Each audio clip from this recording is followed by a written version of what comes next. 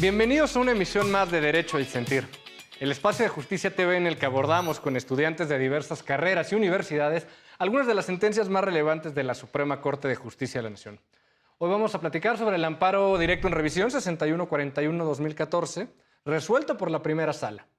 Asunto en el que se analizó, conforme a la normativa aplicable en el Estado de México, el derecho a vivir en un entorno libre de violencia, así como la constitucionalidad de las medidas de protección establecidas en ese sistema normativo. Esto es Derecho a Disentir. Yo soy Alejandro Telles. Comenzamos.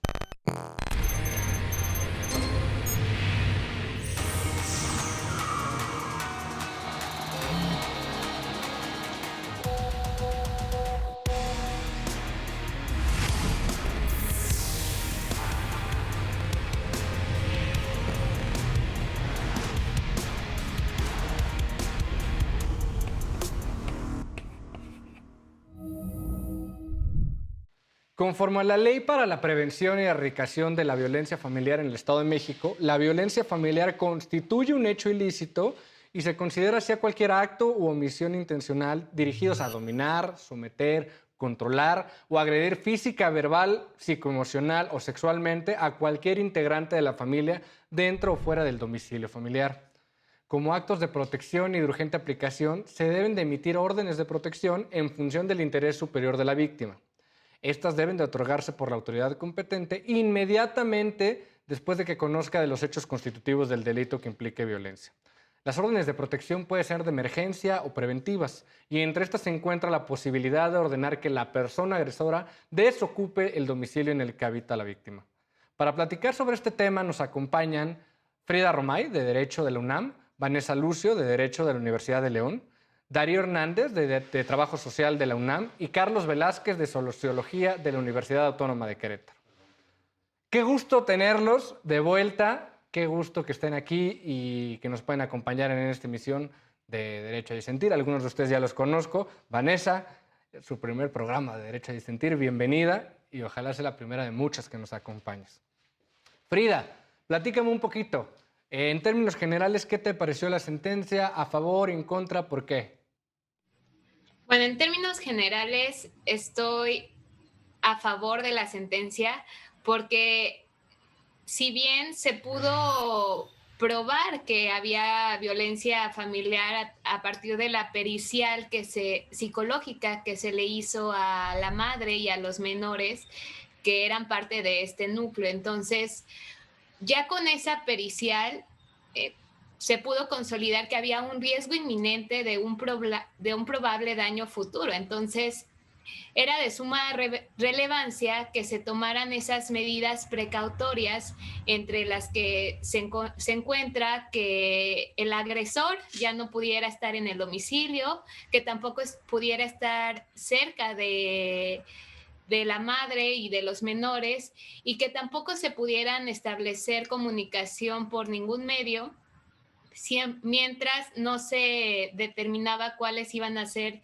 las medidas a seguir después del divorcio. Entonces, ahí considero que el juez actuó como debía de ser, ya que se aseguró de que las personas que eran parte de ese núcleo familiar pues no sufrieran un perjuicio mayor por parte del presunto, bueno, del agresor, no presunto agresor, del agresor.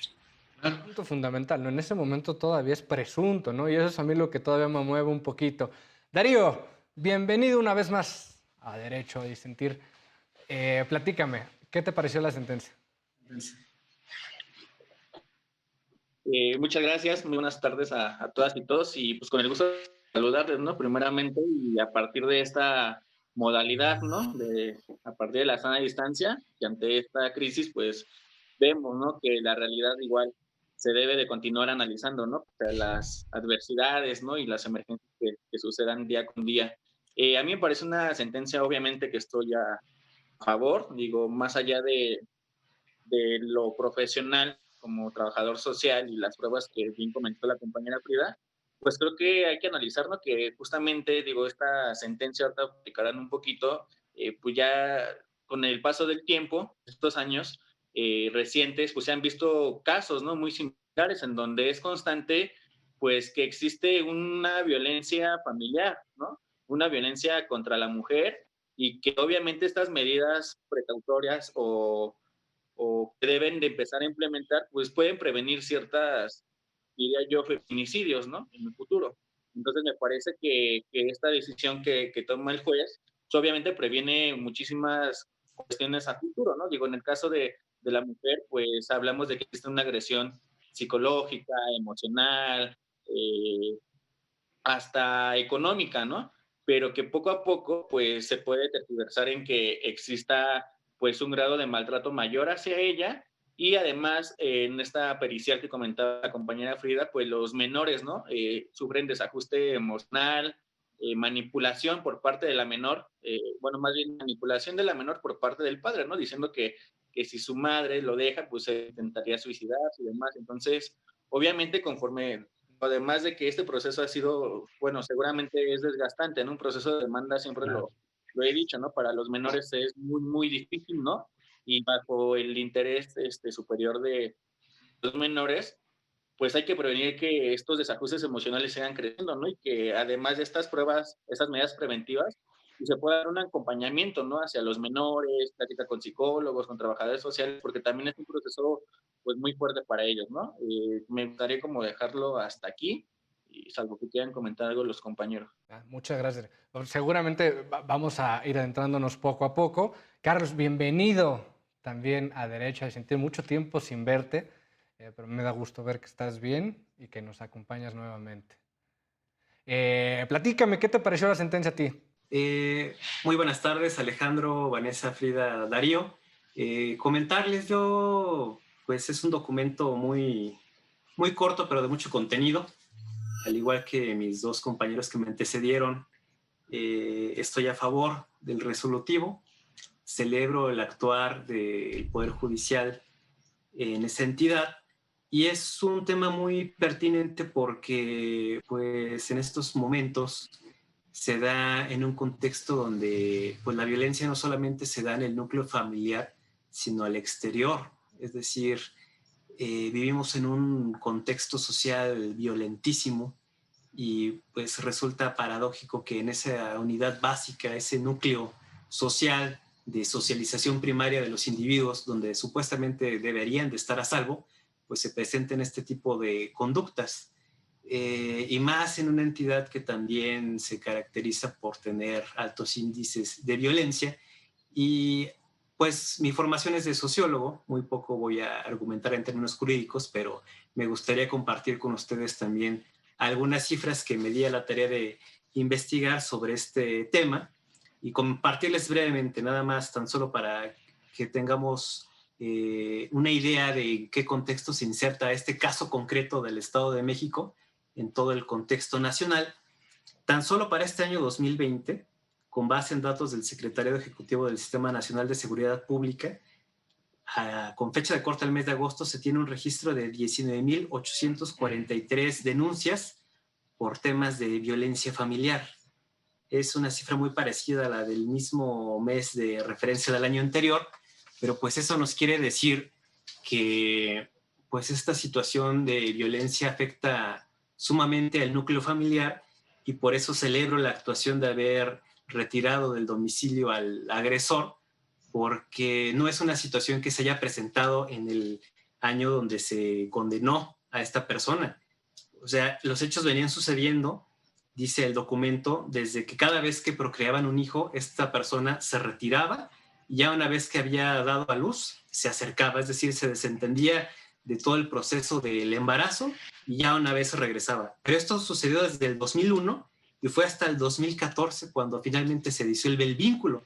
Entonces, ¿cuántos años estuvo expuesta la mujer a situaciones de violencia no solamente emocional, sino psicológica y física?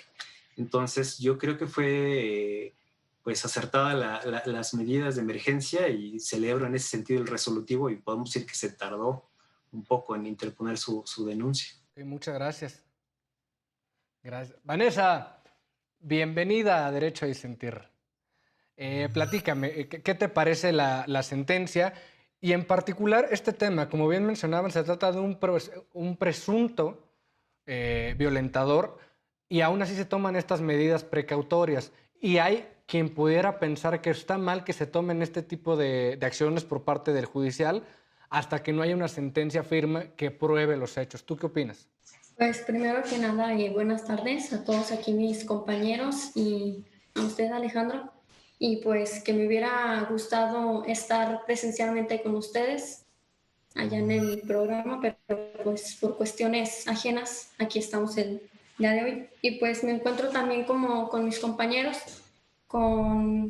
también estoy a favor de las medidas precautorias que se tomaron, ya que si bien sabemos, estas medidas lo que buscan es prevenir a la víctima, que fue tanto a la madre como a los menores, y que pues para mí sí son constitucionales, porque pues de eso se trata, ¿no? De prevenir, y como sabemos el Estado tiene esta facultad, tiene esta obligación primordial de prevenir la violencia, ya que es la base, la familia para el Estado.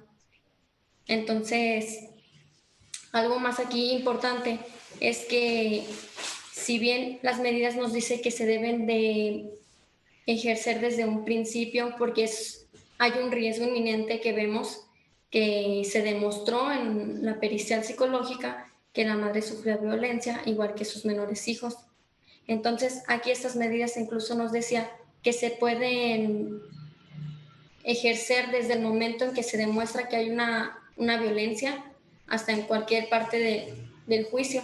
Frida, voy a tocar un tema sensible, siempre intentando hacerlo con el respeto de saber que soy un hombre y no me corresponde hablar del tema, sino escuchar y aprender. Pero hay muchas personas que creen que este contexto de violencia en el país debería analizarse de manera general y no pormenorizado en las mujeres. Es decir, es normal que vemos ciertas posturas de una derecha extrema, tal vez mencionémoslo así, que mencionan que no es acertado decir que se trata de un contexto desfavorable a la mujer, sino de un contexto de violencia en general en el país contra hombres y mujeres. ¿Qué le responderías a estas personas, Frida? Sí, en sin número de ocasiones he escuchado esa afirmación, pero dadas los determinantes sociales de nuestro país, es claro que la violencia hacia la mujer es realmente un problema. Y sobre eso te tengo también algunas cifras, tan solo de acuerdo con información del Secretariado Ejecutivo del Sistema Nacional de Seguridad Pública.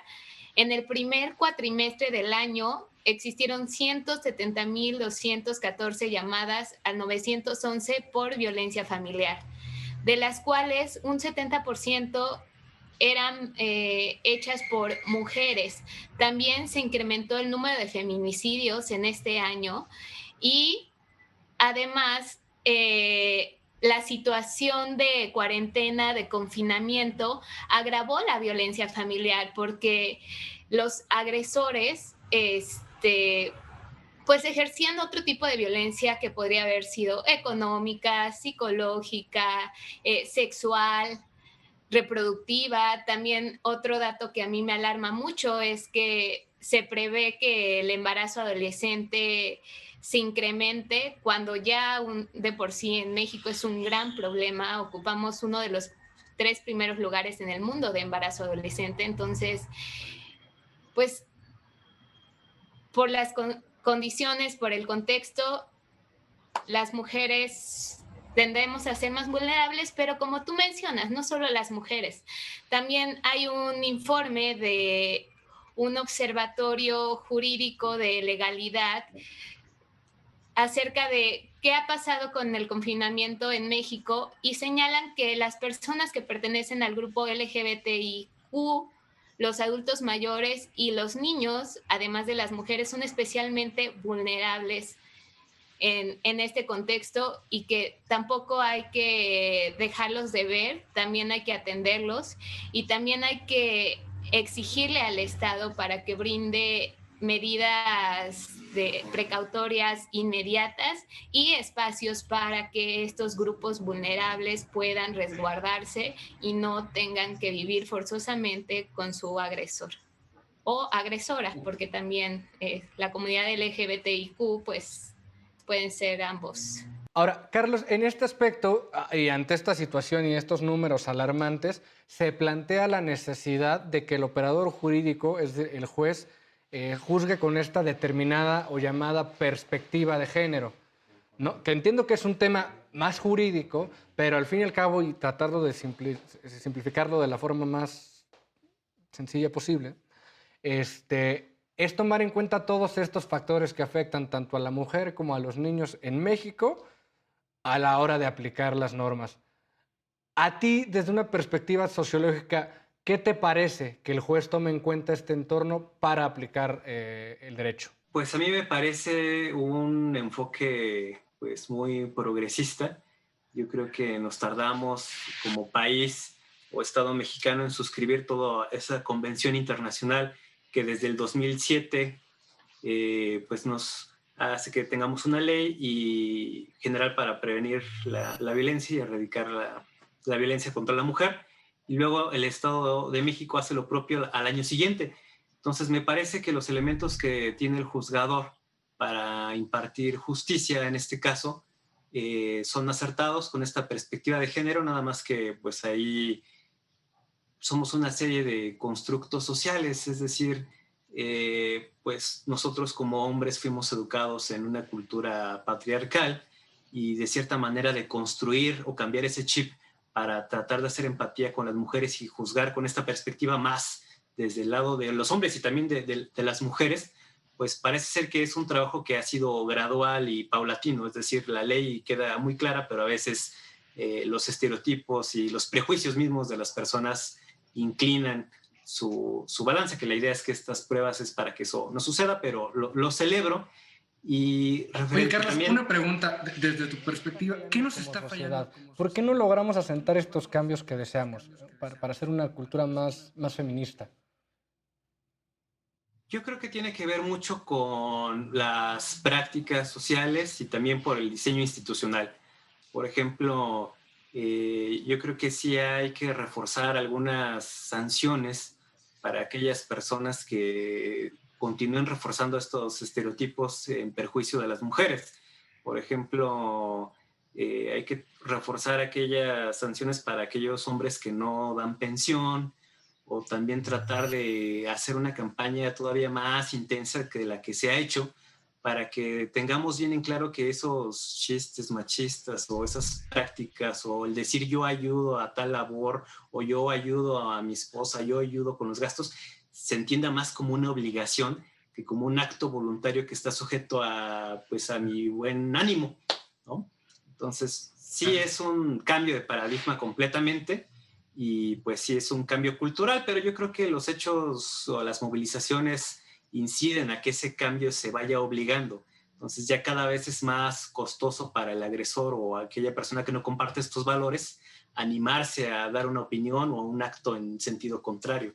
Entonces yo creo que vamos por un buen camino, pero aún falta muchísimo. Claro. Fíjate qué interesante punto toca. ¿Cómo esta presión social puede que ejerza un cambio? A mí me surgen bastantes dudas de si entonces ese es un cambio válido o dejo de tener esas conductas únicamente porque la sociedad así me lo recrimina. Pero con esto regresamos en el segundo bloque. Nos quedan muchos temas pendientes. El tema de la violencia hacia la mujer y la violencia intrafamiliar toca muchas aristas que sin duda vamos a poder comentar en el siguiente bloque. Esto es Derecho a Disentir. No te vayas.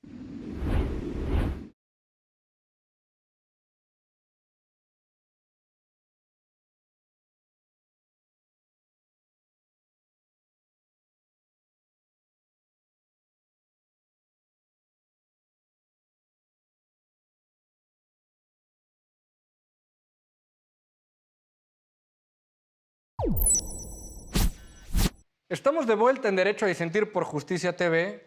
Estamos platicando un poco sobre la violencia intrafamiliar, la forma en la que ha actuado el Poder Judicial y también el legislador estableciendo mecanismos de prevención y de ayuda cuando se tiene conocimiento de este tipo de hechos, ¿no?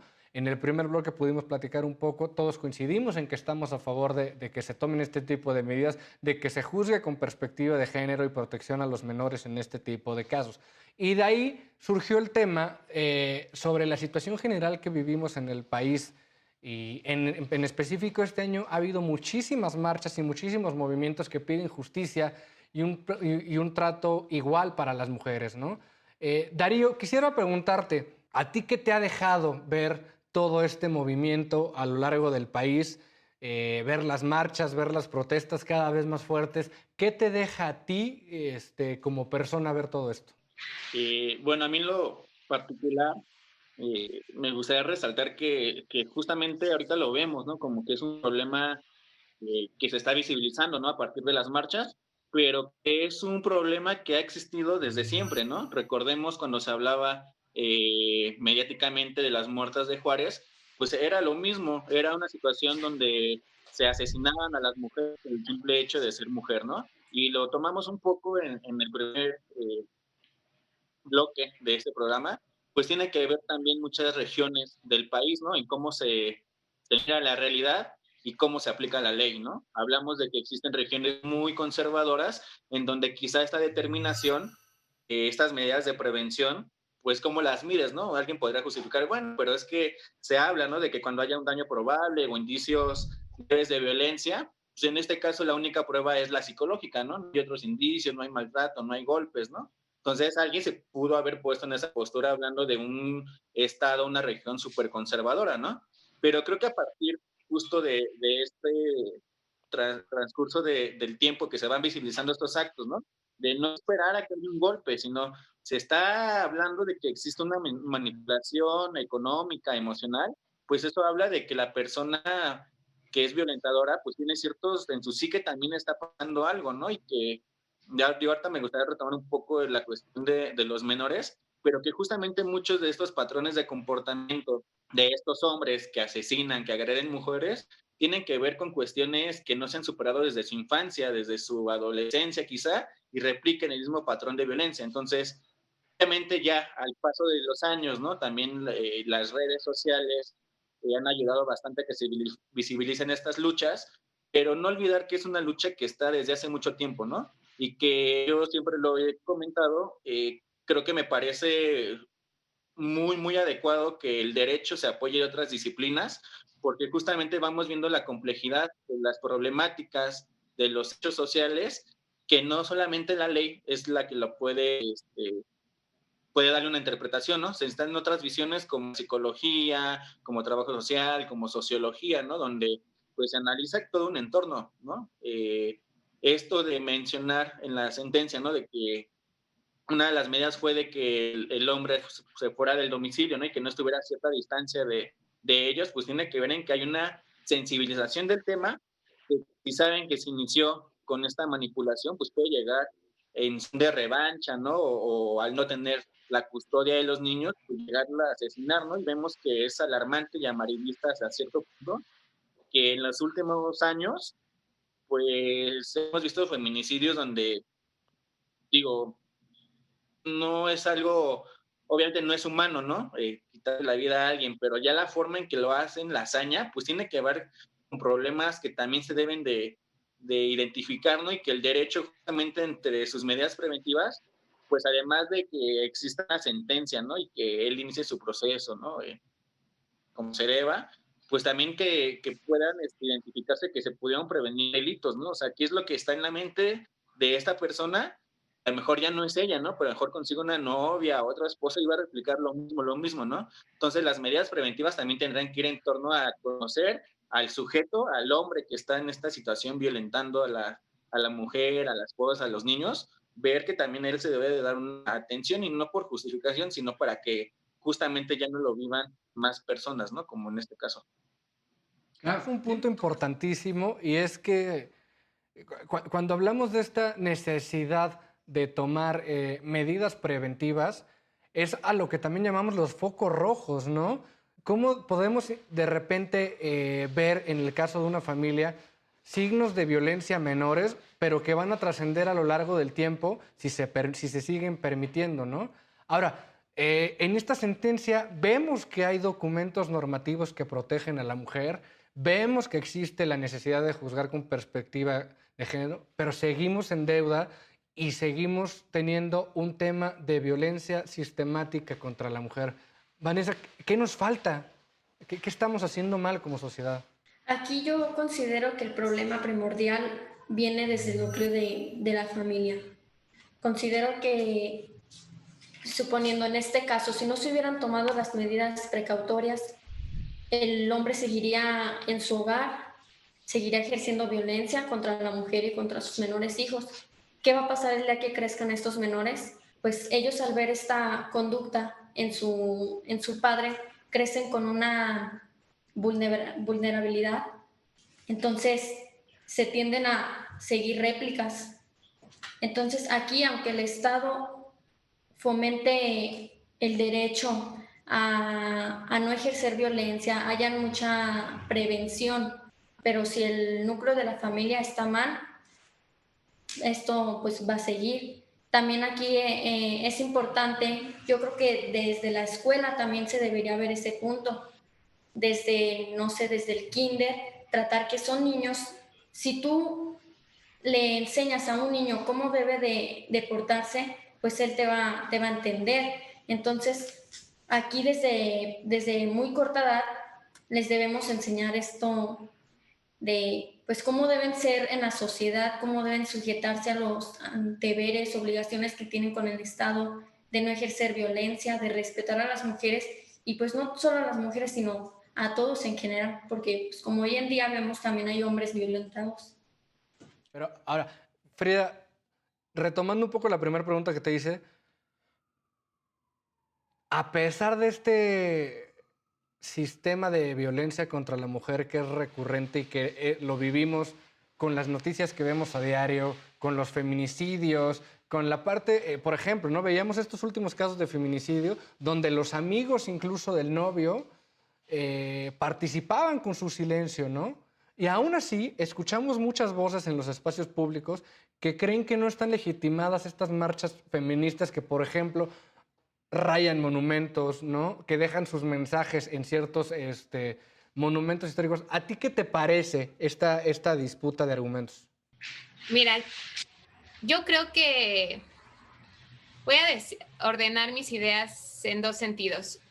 Uno, Carlos mencionaba que a lo mejor lo que teníamos que hacer era incrementar las sanciones, modificarlas, porque pues al parecer no están funcionando. Pero yo creo que no tenemos que tener un enfoque punitivo, porque ya nos estamos dando cuenta, no funcionan esas sanciones, aunque a los que no paguen pensiones ya van a aparecer en un listado, eso no va a modificar nada. El problema es de la conformación de la sociedad, de que somos una sociedad patriarcal, del machismo que se vive todos los días en todas las esferas. Entonces, hay que entender a la violencia familiar y la violencia hacia las mujeres como un problema de salud pública, y atrás hay un problema de salud mental. Entonces, ¿hacia dónde tiene que ir el Estado? El Estado tiene que ir a la prevención y a la promoción de una salud mental adecuada. Desde que son menores hay que enseñarlos a tener un control de sus emociones, a respetar, a entender que cuando al consentimiento también, mi cuerpo es mío, nadie debe de tocarlo. Te respeto, si tú no me das acceso a acercarme a ti, o sea, nadie te puede hacer sentir mal sin tu consentimiento, nadie te puede dañar, nadie te puede denigrar, seas hombre, mujer o como tú te quieras definir, porque también ahora hay que tener mucho cuidado con qué pronombre la persona quiere ocupar. Claro. Entonces, podemos ser, aquí en México no he visto la traducción adecuada, pero en Estados Unidos ya es muy común que pongas she, her, he, his y they, them. Entonces, el they, them está entre los dos y hay que empezar a acostumbrarnos y a usar ese tipo de diferenciación y también a acostumbrarnos a preguntar cómo me puedo dirigir hacia ti y hasta dónde puedo acercarme a ti. O sea, hay que aprender a identificar límites y marcarlos nosotros. Y si está legitimado o no la pinta, daña de monumentos, yo creo que sí, porque ya el problema es tan grande y no hemos sido escuchadas por el gobierno a principios de la pandemia. Una de las marchas más grandes se derivó por la nula respuesta o poca capacidad que mostraron nuestras autoridades. Por ejemplo, lanzaron una campaña de cuenta hasta 10, que lo único que hacía era dar un mensaje de que las mujeres teníamos que ser sumisas ante los actos violentos, contar hasta 10, tranquilizarnos para evitar ese conflicto, esa violencia. Y no, ya estuvo bien, no podemos ser sumisas, tenemos que alzar la voz, pero eso parte de la única manera que vamos a lograr construir una sociedad igualitaria es a partir de la deconstrucción, tanto masculina como femenina, porque también las mujeres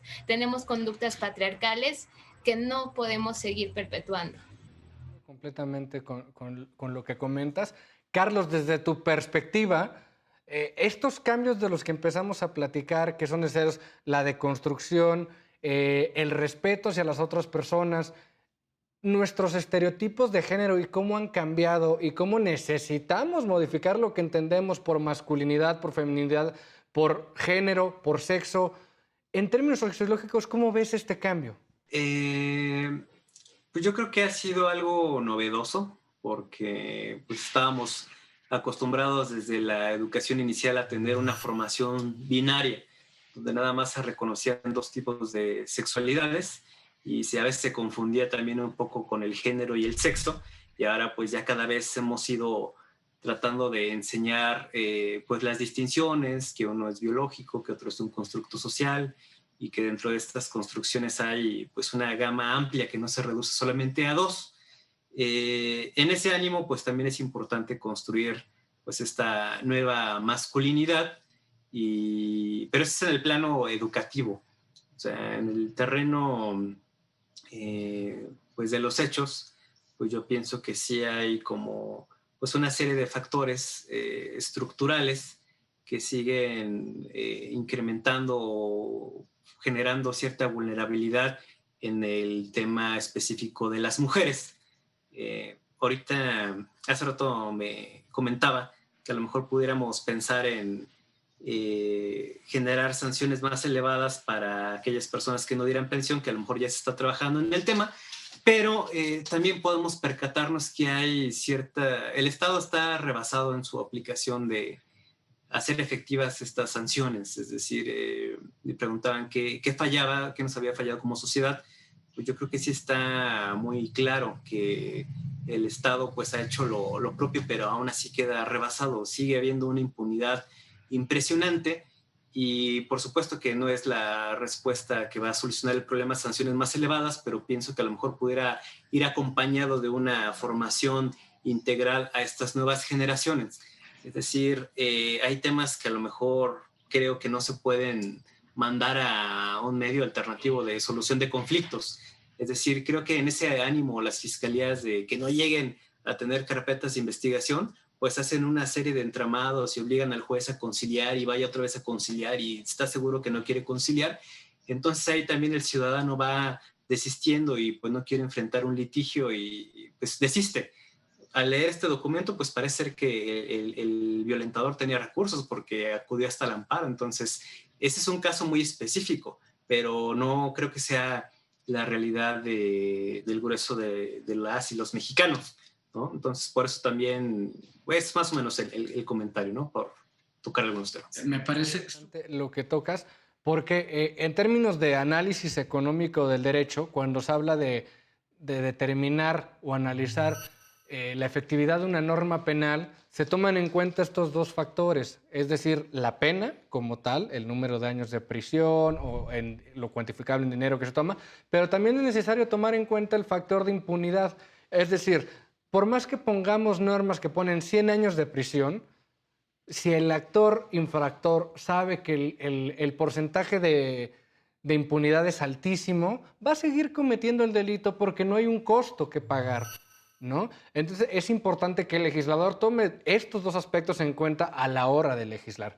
Y por otra parte, como bien mencionabas, existe ahora por parte de un partido político en concreto la iniciativa de hacer un registro de agresores, ¿no? una parte de la sociedad lo tomó muy bien y otra dice que este tipo de medidas no toman en cuenta el contexto en que se genera la violencia, pues esto podría generar problemas entre la mujer que denuncia y la familia de su cónyuge con el que se desenvuelve, ¿no? Entonces, si les parece bien, lo meditamos tantito y regresamos a platicarlo en el tercer bloque. Esto es Derecho a Disentir por Justicia TV, no te vayas.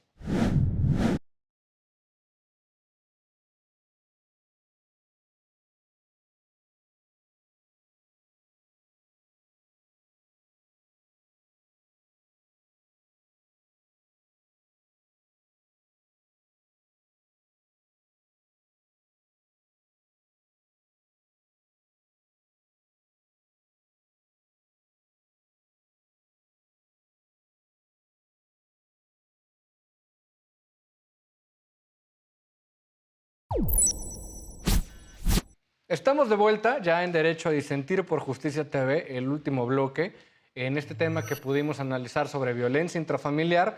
En el segundo bloque nos enfocamos un poco en el tema de las mujeres. Tocaron muchas aristas muy interesantes sobre las implicaciones de este problema de violencia sistemática contra la mujer. Por cuestión de tiempo ya no alcancé a darte la palabra. Darío, ¿querías compartirnos algo? Sí, justo, ¿no? O sea, yo mantengo la línea de que es un problema que se está visibilizando, ¿no? Y eso conlleva que es una etapa de aprendizaje, es decir, o sea, se está problematizando la situación, ¿no? Una situación que ya existía, como mencioné, desde hace muchísimas décadas, y ahorita esta manifestación o expresión de estas violencias, pues traen mucho debate, ¿no? De que si son las formas o no, pero lo que debe quedar claro es de que el hecho existe y el hecho se debe de atender, ¿no? Y se debe de atender creando mecanismos, ¿no? Construyendo nuevos mecanismos de atención. Lo mencionaba Frida, ¿no? De que de esta situación de cuenta hasta 10 y demás, pues habla también una experiencia o un desconocimiento del tema, ¿no? Del tema de género, pues muy pocas personas, estoy seguro que en este país, se han metido de lleno, ¿no? O sea, y hablando de personas, me refiero a funcionarios, a servidores, a ministerios públicos, dicho, no, es un problema que es latente, es un problema de salud pública, como lo mencionó la compañera, tenemos que capacitarnos, ¿no? Y que aprender de esto. Pero pues no sucede porque en la primera instancia la que vas a denunciar, en caso cuando eres mujer, te revictimizan. Entonces, desde ahí pues, no se logra acceder a la justicia, ¿no? En ese sentido, yo me refiero a que se está problematizando la situación y obviamente tiene que ver en que hay un debate en que si son las formas o no de manifestarse, pero sí tiene que existir una reflexión, ¿no? Una reflexión como sociedad de que, digo, hablábamos en el primer bloque, ¿no? Que la violencia se habla, ¿no? De que si es entre, igual por parte de hombres como de mujeres, la violencia no tiene género, eso sí está claro, ¿no? Y la violencia es quizá a nivel ahorita internacional, hasta mundial, pues la violencia es lo que está marcando, ¿no? El día con día, ¿no? Cada vez vemos más noticias, más este nivel de polarización en todas las regiones del país y es un entorno que se está creando de que todo es un caos, ¿no? Al final de cuentas, me gustaría tomar un poquito la teoría de redes, ¿no? Digo, aquí está el compañero Carlos, que es sociólogo, pero siempre se hablan en algunos modelos que existe una etapa de euforia. La euforia es cuando todo el mundo no quiere hablar del tema y demás. La siguiente etapa es la tribalización. Es cuando ya se habló del tema, pero nos quedamos en el momento en que se olvida o la otra parte, la movilización, y nos empiezan a comprender, ¿no? Nuevas formas de expresarse y nuevos mecanismos para darle atención a estos problemas, ¿no? Que al final de cuentas viene de lleno un movimiento social y que me gustaría dejarlo ahí para que igual en otra ocasión, pero como movimiento social pues igual entra en cuestiones políticas y demás que no deben sobrepasar el problema central que es la violencia, ¿no? Y que ante esa violencia debemos de capacitarnos y reflexionar, lo decía internamente, porque esto se suscita, lo mencionaba al principio, desde el núcleo más importante de la sociedad, que es la familia. Entonces, ahorita con esta pandemia, hemos vivido hasta nosotros mismos, nosotras mismas, con nuestra familia, ¿no? Comprendemos que a lo mejor un hermano, una hermana tenía un problema que no lo sabíamos, ¿no? Entonces, esta convivencia familiar, por la dinámica de estar al día trabajando, pues se ha abandonado, ¿no? Entonces, ahorita que pasemos al tema de los menores, muchos menores crecieron con, a lo mejor su mamá no los escuchó por estar trabajando, por ver cómo mantenía el día al día, fueron creciendo con esos patrones de comportamiento y al final pues vemos, ¿no? Que se suscitan estos agresores, estos violentadores. Entonces yo creo que tiene que ver en que para acceder a esta justicia debemos de comenzar a seguir problematizando el tema, pero además reflexionar en lo interno como sociedad y con los nuestros, ¿no? De qué es lo que estamos haciendo y de ir rompiendo estos estereotipos, ¿no? De los que hemos crecido. Claro. Tienes toda la razón. Ahora, en este tema que tocas de los menores, eh, parece ser que cada vez somos una sociedad más consciente de la violencia, incluso voluntaria, que generábamos sobre los menores, tanto en casa como en la escuela, ¿no? Y en todos los entornos que se desarrollaban. Cada vez es más normal que hablemos del bullying y de sus efectos, del tema de cómo fuimos nosotros educados como generación con ciertos patrones pues también que van relacionados con lo que se espera de alguien como hombre, como mujer, de las tareas que se nos enseñaron en casa que cada uno tendría que cumplir y a lo que ahora entendemos de cómo se debe de tratar a los menores, cada vez con un mucho mayor respeto, entendiendo que los golpes no son la solución. Y es ahí donde surge otra ala del discurso que dice que nos estamos convirtiendo en la generación de cristal, ¿no? A la que queremos que nos toquen con pincitas y que no somos capaces de generar carácter porque estamos pidiendo que se nos trate entre colchones, básicamente. Vane, ¿tú qué opinas sobre esto? Pues sí, actualmente, como lo mencionas, somos la generación de cristal y es por todo esto, la violencia, cómo nos ha hecho un impacto tan fuerte de cómo tienes que tratar a un niño. Si antes las mismas mamás de antes, las familias de antes te decían, es que con golpes va a entender o que si no le pegas después va a ser un niño malcriado, por así decirlo, o no va a saber sus responsabilidades. Y ahora no, ahora sabemos que debemos tratarlos con un cierto cuidado y al mismo tiempo, pues, enseñarlos de cuáles son sus funciones aquí, cómo deben de tratar a los demás, por ejemplo, lo que mencionaba del bullying, que es por esto mismo, de que si hay factores de riesgo en el núcleo familiar, hay violencia desde sus padres, cómo ellos ven estas conductas, después las reflejan con sus compañeros, transgrediéndolos. Claro. ¿Tú qué opinas? Frida, ¿Somos la generación de cristal o somos una generación más evolucionada en otros aspectos? ¿Tú qué opinas? No, yo creo que los boomers nos autodenominaron generación de cristal porque somos una generación que ya no se queda callada, que le está dando peso a la salud mental y que el tratar distinto a las personas, a los menores, a las mujeres, no significa que los estamos tratando con colchones para no generarles carácter, sino porque los estamos tratando con respeto y dignidad como seres humanos y como a nuestros abuelos y a generaciones anteriores también se les debió de haber tratado, pero pues entiendo que la humanidad ha ido evolucionando y con el paso del tiempo nos hemos dando cuenta que hay que darle peso a otras cuestiones y que la salud mental tiene impacto no solamente en la persona por sí misma, sino en su entorno. Y respecto a la sociedad en la que nos encontramos, yo creo que tenemos una sociedad que tiene un tejido social muy fragmentado, muy polarizado, y a lo que tenemos que volver es a empezar a reconstruir ese tejido social, a entender que somos parte de un todo, de un grupo social, a generar ciudadanía e involucrarnos por el bienestar común de todos, generar espacios libres de violencia, generar espacios donde las mujeres opinen, porque a mí me sorprende que este tipo de estrategias que ha implementado actualmente el gobierno federal tengan ese enfoque, porque a mí me hacen pensar que no se le acercaron a un grupo de mamás, no se le acercaron a un grupo de adolescentes, de mujeres universitarias, sino simplemente fue una decisión que se tomó en un escritorio con base en números o informes, pero sin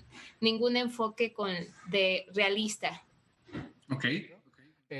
Carlos, te preguntaría, sin duda tienes muchas más armas que nosotros para definir Sí, de verdad, nos convertimos en una sociedad de cristal, vamos por el camino correcto. ¿Qué te parece todo este debate? Yo creo que el término sociológico para esta sociedad de cristal pudiera ser una sociedad posmoderna, donde el individualismo exacerbado está a flor de piel y eso nos vuelve unos individuos menos empáticos, más insensibles y con una pérdida de conciencia de esto que señalaban de la pertenencia al todo. Entonces, todo este tipo de reclamos y manifestaciones lo vemos como un hecho aislado que a mí mi individualidad no me afecta porque no soy empático y no me siento parte de, porque se me olvida que yo formo parte de esta comunidad, de este grupo social. Entonces, yo creo que pese a esas limitaciones y estos cambios tecnológicos, nosotros como individuos podemos formar carácter y a través de estos diálogos, donde sabemos cómo piensa el otro sobre tal tema, podemos ir intercambiando ideas e ir poco a poco reconstruyendo. O sea, este ejercicio es magnífico. Yo sé cómo piensan otros jóvenes de otras formaciones y poco a poco vamos construyendo una narrativa y un diálogo. Entonces, eso me parece muy valioso, este ejercicio que hace la Corte a través de estos programas, que cada vez lo van democratizando más al derecho, lo van haciendo con un lenguaje más accesible, que ya no nada más es de los abogados el derecho y que los que no estudiamos derecho lo tratamos de entender. Eso es magnífico. Entonces, celebro nuevamente la resolución del Poder Judicial en el caso concreto que nos tiene aquí en esta conversación. Tienes toda la razón. Qué importante también como parte de esta generación, llamémosle así, ¿no? Este reclamo, decir, el lenguaje especializado no sirve en una sentencia que va dirigida al establecimiento y reconocimiento de derechos generales, ¿no? Bajémosle 2 rayitas a muchas veces el lenguaje que a veces ni siquiera era necesario, ¿no? Y me parece que todos estos reclamos sociales se han ido recogiendo a poco en sentencias más claras, en juzgar con perspectiva de género y en las sentencias de lectura fácil, y eso me parece a mí maravilloso. Se nos está acabando el tiempo. Quisiera darles espacio a que cada uno me regalara una conclusión, si quieren del tema, si quieren en específico de la sentencia, también sobre la constitucionalidad de las medidas preventivas, el tema de cómo se enfoca en la violencia intrafamiliar, tanto dirigida a mujeres como a menores. Empezamos contigo, Darío. Sí, bueno, agradecerles bastante por la invitación y bueno, esperando que continúen estas transmisiones y posteriormente pues ya vernos presencialmente, ¿no? Para seguir construyendo este nuevo diálogo, como lo menciona Carlos. Y bueno, nada más retomar ya de manera de conclusión el cambio cultural, ¿no? Del que creo que hemos hablado. Estamos en un cambio cultural en donde tenemos la oportunidad de mejorar nuestro comportamiento, de darnos cuenta qué es lo que estamos haciendo bien, qué es lo que estamos haciendo mal y qué es lo que estamos haciendo que está dañando a otros, ¿no? O sea, justamente pensar en la otra edad, pensar en esto, en ser más empáticos, más sensibles y que, bueno, retomando el tema de la sentencia, estas medidas preventivas o, pues mencionaba, ¿no? Creo que en el sistema de justicia, digo, además de las fallas que existan, en lo personal, y hablando de este tema, creo que un pendiente es la reparación del daño, ¿no? Creo que es algo donde sí se debe de avanzar muchísimo, porque ahorita se están atendiendo, ¿no? Lo que hacemos es atender, ¿no? Se sacan sentencias y se atienden, ¿no? Y piensan que con eso ya se solucionó cuando no. O sea, la reparación del daño es nuestra deuda que tenemos como multidisciplina, así lo vería yo, donde tenemos que ver justamente, ¿no? ¿Por qué hay muchos divorcios ahorita?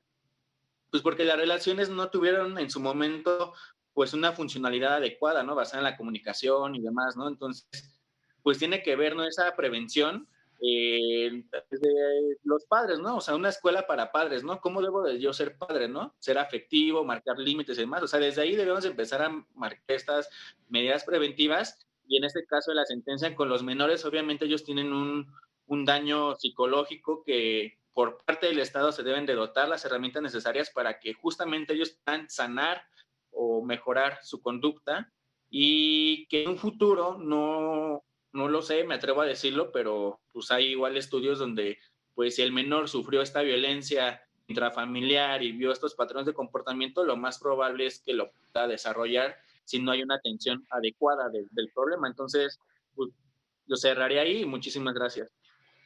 Perfecto, muchísimas gracias. Vane, muchísimas gracias por acompañarnos. ¿Alguna conclusión que nos quieras compartir?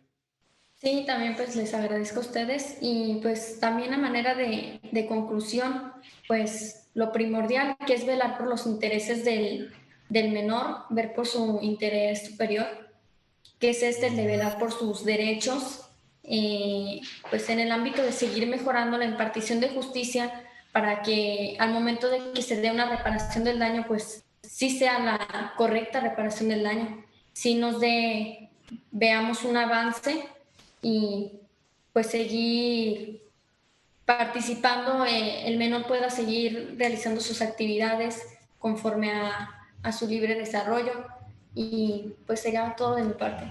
Carlos, muchísimas gracias por acompañarnos. A ustedes agradezco mucho la invitación. Aprendí mucho el día de hoy de mis compañeros y del estudio de este documento.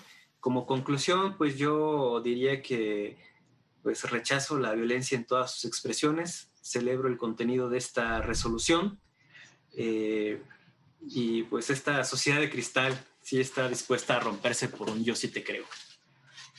Frida, muchísimas gracias por acompañarnos. ¿Alguna conclusión que nos regales?